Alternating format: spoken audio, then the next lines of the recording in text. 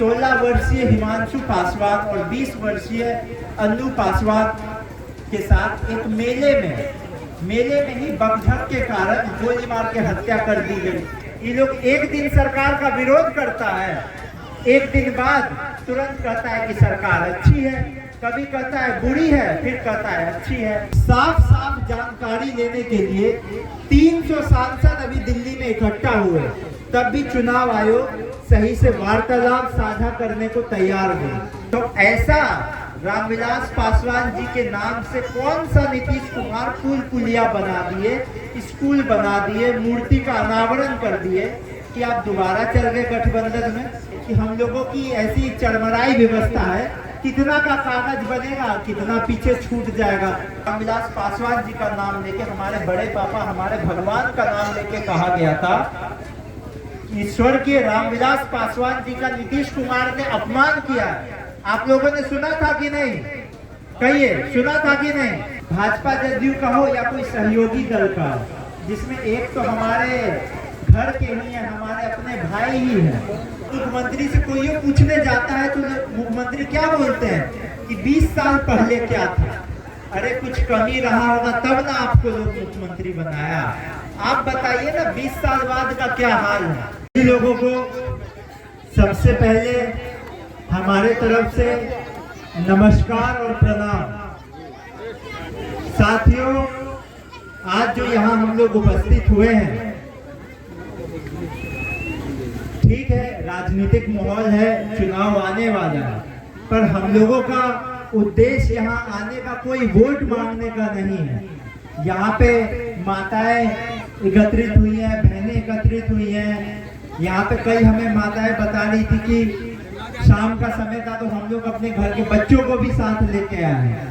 बाकी हमारे भाई लोग, बुजुर्ग लोग, गार्जियन लोग भी उपस्थित हैं।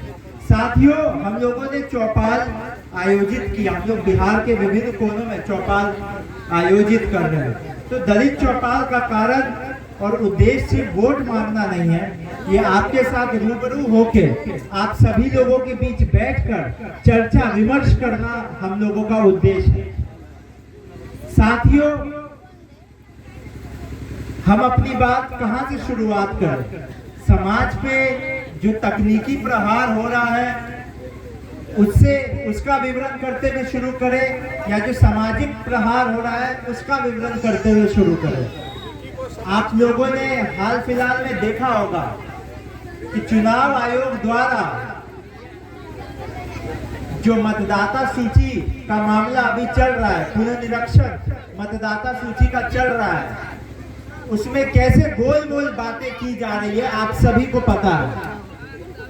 आप बताइए, साफ साफ जानकारी लेने के लिए 300 सांसद अभी दिल्ली में इकट्ठा हुए, तब भी चुनाव आयोग सही से वार्तालाप साझा करने को तैयार नहीं। तो आप जनता से क्या वार्तालाप साझा करेगा?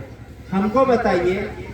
बिहार में जो जनसंख्या है, जिनकी आयु 18 वर्ष या उससे ऊपर की है, वह है करीब 8 करोड़ 18 लाख लोग। और जो चुनाव आयोग के पास सूची है, उसमें 18 साल या उसके अधिक उम्र के लोग हैं करीब 7 करोड़ 90 लाख के लमसम। तो ये जो अगर 30 लाख का फासला है, इस फासले को नापने के लिए तो आप जनसंख्या की सूची और वोटर लिस्ट भी ला सकते थे। यही उद्देश्य है ना पुनर्निरीक्षण का। तो आप बताइए कि फिर चुनाव से बस इतना कम समय पूर्व इसको क्यों लाया गया? इसको लाने के पीछे उद्देश्य है सामाजिक प्रहार करना, सिर्फ दलित पे नहीं करना, लेकिन वंचित पे करना, गांव कस्बे में रहने वाले लोगों पर करना। आप पूछे कैसे होगा? आप बताइए।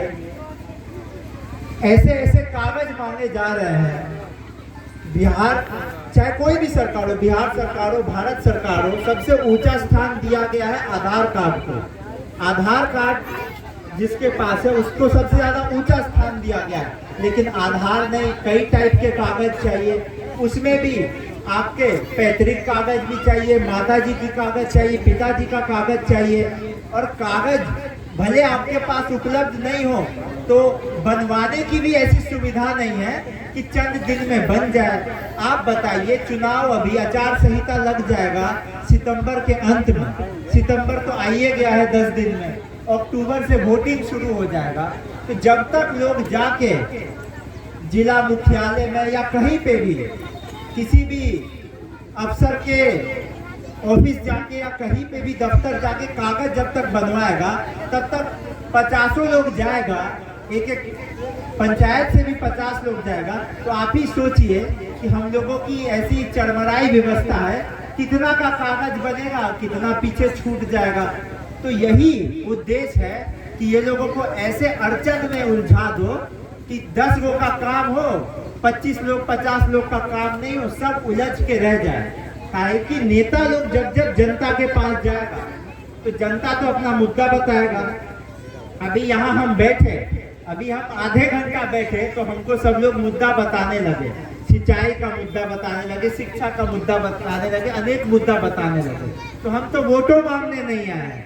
जब लोग वोट मांगने आएगा, खास करके सत्ता का लोग को, सत्ता वाला लोग जब आएगा तो यहाँ तो जनता घेरेगा, तो जनता को दिग्भ्रमित कर दो, उलझा दो, यही उद्देश्य है।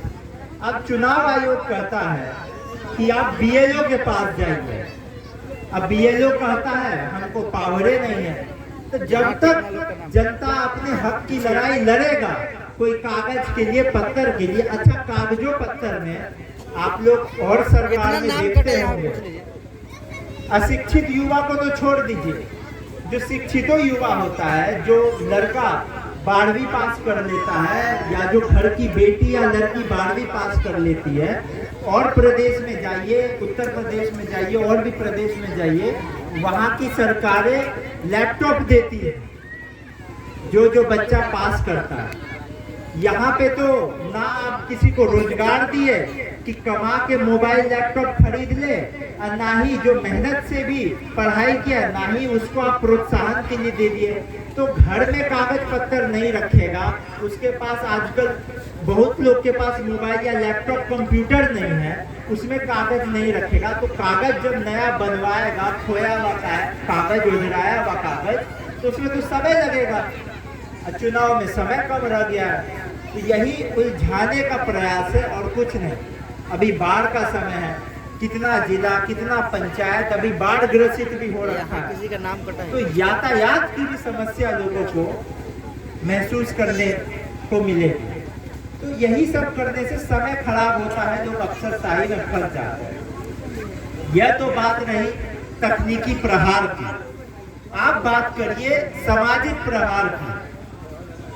लोग कहते हैं, आप मुख्यमंत्री से कोई ये पूछने जाता है तो मुख्यमंत्री क्या बोलते हैं कि 20 साल पहले क्या था। अरे कुछ कमी रहा होगा तब ना आपको लोग मुख्यमंत्री बनाया। आप बताइए ना 20 साल बाद का क्या हाल है।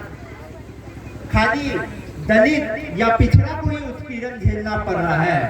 पटना जैसे जगह में आप बताइए, आप लोग 1 महीना पहले सुने होंगे कितने बड़े कारोबारी थे, गोपाल खेमका, उनका घर के बाहर उनको गोली मार के हत्या कर दी गई, और वो तो भारतीय जनता पार्टी के सदस्य भी थे। अब बात आई पिछड़ा पर, दलित पर। तो अभी नालंदा जिला जो मुख्यमंत्री जी का गृह जिला है, ये कहते हैं सुशासन राज आ गया। इनके गृह जिला में ही 16 वर्षीय हिमांशु पासवान और 20 वर्षीय अन्नू पासवान के साथ एक मेले में ही बकझक के कारण गोली मार के हत्या कर दी गई। तो ये हाल है मुख्यमंत्री जी के गृह जिला का। होली के समय में औरंगाबाद की बात है, आप लोगों को पता ही होगा कोमल पासवान के साथ क्या हुआ। वो बेचारी होली खेलने निकली थी, और जिसने ये घटना किया, हत्यारे की जो हम बात कर रहे हैं, वो किसी नशे के आवेश में, किस आवेश में था, उसने बोला कि गरीब दलित की बेटी होली खेलेगी, और उस पे गाड़ी चढ़ा के कुचल के हत्या कर दी गई। और सबसे शर्मनाक बात तो ये है कि जो हत्यारा था, जो संदिग्ध था, उसका डायरेक्ट जुड़ाव ऐसी पार्टी के साथ था जो अभी गठबंधन में मिलकर सरकार चला रही है। जो है लोक जनशक्ति पार्टी रामविलास। तो बताइए, ऐसा माहौल हम लोगों के प्रदेश में बन गया। अब जब पार्टी की बात हुई तो हम लोग नेता पे आ ही जाते हैं। कैसे अचेत अवस्था में हमारे मुख्यमंत्री हैं, आप लोग तो देखते ही होंगे, अखबार में पढ़ते होंगे, जो लोग मोबाइल पे देख सकते होंगे, मोबाइल पे देखते होंगे, टीवी पे देखते होंगे कि मुख्यमंत्री का चाल चलन कैसा होगा। लेकिन मुख्यमंत्री जी के साथ जो विधायक सांसद हैं या जो बिहार से ही बन के केंद्र में मंत्री बने हुए हैं, वो लोग क्या कर रहे हैं? कुछ नहीं कर रहे हैं। वो लोग भारत सरकार में नई सरकार बने हुए करीब 1.5 साल हो गया, लेकिन आप पूछने जाइएगा कि 1.5 साल में क्या काम किया तो एको वो मंत्री नहीं बता पाएगा। चाहे भाजपा जदयू का हो या कोई सहयोगी दल का, जिसमें एक तो हमारे घर के ही हैं, हमारे अपने भाई ही हैं। अभी हमारे एक साथी कह रहे थे कि वो हाजीपुर के मंत्री थोड़ी है, प्रचार मंत्री है। हमको हंसी आ गया सुन के।